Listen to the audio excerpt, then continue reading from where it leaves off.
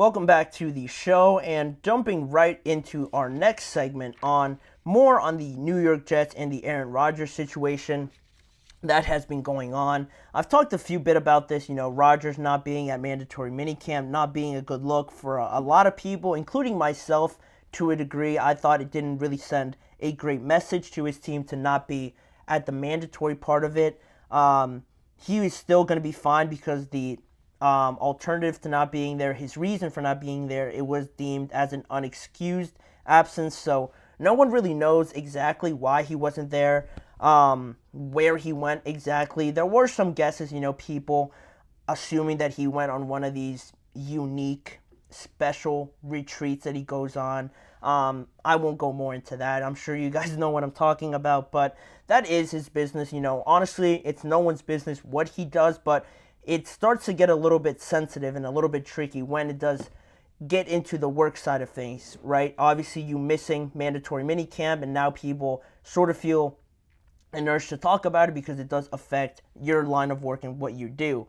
But according to Sports Illustrated's Albert Breer, Rodgers was, according to him, good with the New York Jets unexcusing him and keeping everybody under one set of rules, making his reason for not being there as unexcused. He felt all right with that, and he understood where the Jets were coming from. According to Breer, he said they could not excuse Aaron Rodgers and his reason for not being there and maintain a credibility with the rest of the locker room, and that makes sense.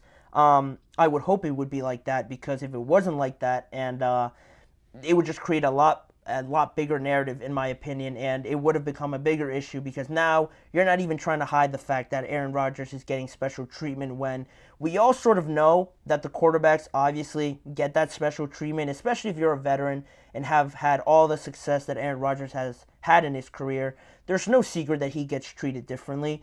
And I don't think there's a problem with that, with how important the quarterback position is. I know I just finished talking about how it could be overvalued at that spot, but not when it comes to a guy like Aaron, with how successful he is, how talented he is. Not a lot of guys can say they have the arm talent that Rodgers has. So based on that and how much of a difference maker he could be, it isn't a problem to me that he does get treated differently, but you can't not just make it seem like he isn't.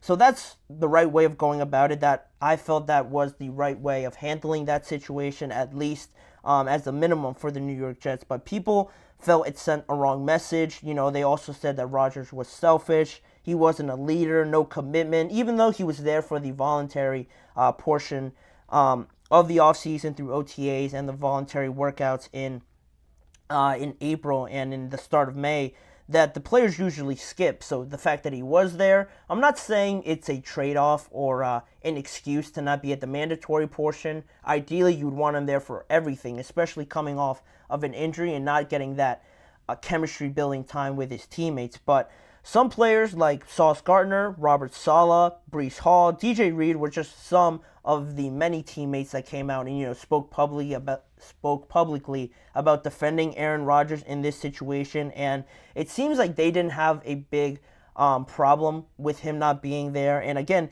I feel like it's really no one's business, honestly, where he is or if he plays great or not. No one would really care if he just plays great, and if he doesn't show up to mandatory minicamp, it won't really matter. But again, if he does miss this part, and if he doesn't play great, and the New York Jets miss the playoffs again, and maybe they finish third or something, and it's not even close to them making the playoffs, that's when it becomes a problem. That's when it becomes really bad. And I'm more worried about not where Aaron Rodgers is, what he's doing in his free time. As long as he's out there playing football and playing to the level that everybody expects him to, he could do whatever he wants in his free time when he's not supposed to be there, or even in this offseason portion when we're still in early June, mid-June right now. If he's not there and if he could still play great, I don't really care. As long as he's not doing obviously anything illegal or anything bad, he could do anything he wants, and if he's still doing his job, that's all right with me. I'm more worried about the O-line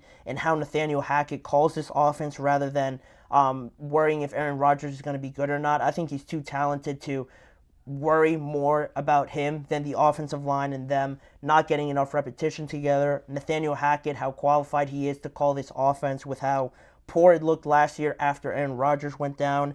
it's funny because I think most fans would arguably agree with that sentiment and don't really agree so much with what the media is saying and how other people have talked about Aaron Rodgers. If you would give the option to most fans, if they would rather have Rodgers miss mandatory minicamp and still play great, or rather him be there but not be as good, that's obviously an easy decision. Fans don't really pay too much attention right now anyway to mandatory minicamp or how everyone's performing. Once it gets into September, maybe they'll tune in a little bit in the preseason, but once it gets more to game time, that's when fans will start to care. And I feel like most of them are in the same boat as me. I feel like people are just waiting for a reason to jump on Aaron Rodgers to attack him because honestly, he just rubs people the wrong way on how he answers things or just how he talks about certain things, and that might rub people the wrong way. But again, if I was a fan of the Jets, I wouldn't care about too much of what Aaron Rodgers does and all the weird stuff he might do in the offseason. It bothers a lot of people, but as long as he does great, I don't really mind. It doesn't.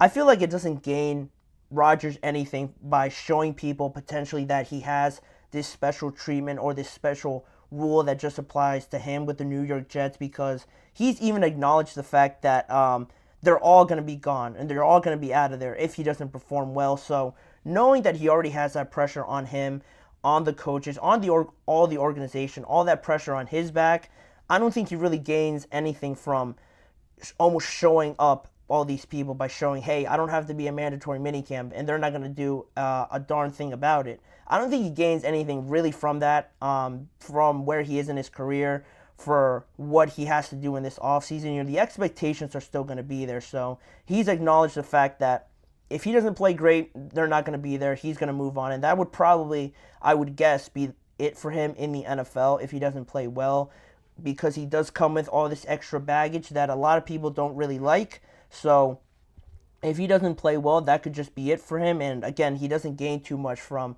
showing up the New York Jets by showing everybody that he might have this special privilege. To me, in terms of what could be deemed as a success for the New York Jets in 2024, because really that's what it all comes down to at the end of the day. With Rodgers, is he here or not? Should he be here or not? Is he a good leader? Is he determined? What does this mean for his teammates? None of that really matters. Only how it is performed out there on the field. And to me, if they go out there and win a playoff game, I think everybody can be 100% happy with what this New York Jets team did in 2024. They could be satisfied really by just making the playoffs. Again, I would deem it 75 to 80% successful if they just make the playoffs alone, or they win the division and again obviously make the playoffs. That could be deemed about an 80% success for that season, because the Jets haven't been that successful in a long time. The last time they made the playoffs was in 2010, and the last time they won the division was in 2022. This arguably gives them their best shot of doing that, so anything besides not making the playoffs should be an absolute failure. But if they make the playoffs, at least that should be okay, a check mark on this season. And if they win a playoff game, that now you're doing a little bit more. I don't think anybody really expects them to win a playoff game, if I'm being completely honest. They have the talent, certainly, to be competitive this year, but the AFC North is really tough, and where everybody is in their career, with Mike Williams coming off an injury, Rodgers coming off an injury, being an older player in the league, this offensive line getting pieced together, not having the repetition that really makes me comfortable. There are a lot of variables that people could point to towards the end of the season and really reason why they didn't make the playoffs. Oh, it was because of this, this, and this. But if they get to the playoffs, that's a success. If they win a playoff game, they're doing a lot more than a lot of people expected them to. So that's where I'm at with it, with Rodgers and what he's doing in the offseason. If he could be successful and do what I just mentioned, get to the playoffs, no one's going to be talking about mandatory minicamp. That's the reality of it. You know, again, I feel like just people are waiting to jump on him and waiting for their moment to jump back to this point in time if they do fail in the regular season and go, you know, that's why he wasn't a mandatory minicamp. This is why they failed. Because you saw it in mandatory minicamp, you should have known that it wasn't going to be a success in the regular season. I feel like people are waiting for that moment. I'm pretty confident in the Jets. That is very competitive, like I mentioned, but I think they could give themselves a good chance in the AFC East, with Miami being a little bit here or there. The Bills, uncertain of what their offense is going to look like. The Patriots are the Patriots and where they are in their rebuild. So they have a good chance of at least competing solidified for that division. So we're going to see how they do perform overall in 2024. But that is that segment. We're going to talk briefly about one more when we return after the break. Some clauses in some contracts that prohibit players from doing certain things and what they're allowed to do during this offseason period heading into training camp. So I'll touch on that when we return in just a few seconds.